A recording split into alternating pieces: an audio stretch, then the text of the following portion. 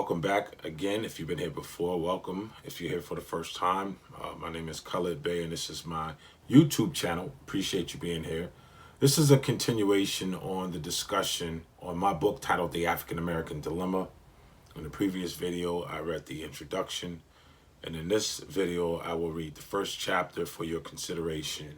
Without further ado, let's get started. What is the African American dilemma? There are many who are probably attempting to figure out, is there in fact a dilemma, and if so, can a solution to this dilemma be determined? To people on the outside who are looking in, and by this I'm referring to cultures outside of that of the African American. The idea is that African Americans are lazy, emotionally dramatic, and to some, inferior, even genetically inferior or animalistic. They, the African American, are creators of music that is characteristically sexist and violent. They are criminals who destroy neighborhoods, communities, and entire cities. It has been argued by some that criminal behavior is genetic, and that African Americans, males in particular, have a tendency toward criminal activity. It is believed by some that African Americans can't be trusted, that the women are loud and obnoxious and lacking in self-esteem, and that the men are thieves who constantly fantasize about white women. This public distrust for African American men could not have been made more apparent than it was during the 2008 presidential election here in the United States of America. Never before in history has there ever been such an attempt made to discredit and or assassinate the character of a presidential nominee. Never before in the history of presidential rallies has there ever been statements made like, terrorist, he's a Muslim, or worse, kill that N-word. At least not since Abraham Lincoln. Do not even the most progressive African Americans escape such stereotypes? Are all African Americans guilty until proven innocent? Let us take a look at this situation from the African American perspective. To the average African American, America is the land of the free, depending on the color of your skin. There are many African Americans, men in particular, who feel that they are at a disadvantage, particularly in regards to finding employment. African American women express concerns about what they deem a double whammy, being both African American and female. In America, African American men travel about with apprehension. They fear being racially profiled while driving and sometimes even walking. African Americans equally have distrust for white Americans. African American men and women constantly speak of the discomfort they feel when entering a room full of white Americans. African Americans say that when entering a room full of white Americans, they feel as if they're being judged, which makes them apprehensive and uncomfortable. African Americans admit being more comfortable when pulled over by an African American police officer and uncomfortable when pulled over by a white police officer.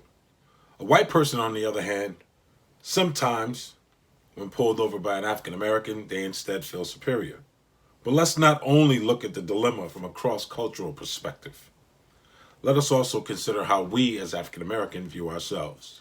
Many African American men view African American women as emotionally dramatic, opportunistic, gold-digging sex objects. Many African American women view African American men as lazy, horny, untrustworthy, and undependable dogs. From this standpoint, the way in which we view ourselves and the way in which we are perceived by others don't appear too different. In one respect, white America and other cultural groups in America view the African American as a burden. They view the African American as inferior, who complains much, but does very little to change his condition. The African American complements this way of thinking by ultimately feeling and therefore acting inferior and dependent. The African American men and women then further validate this judgment made on them by others by lashing out at, fighting with, selling out, and or killing one another.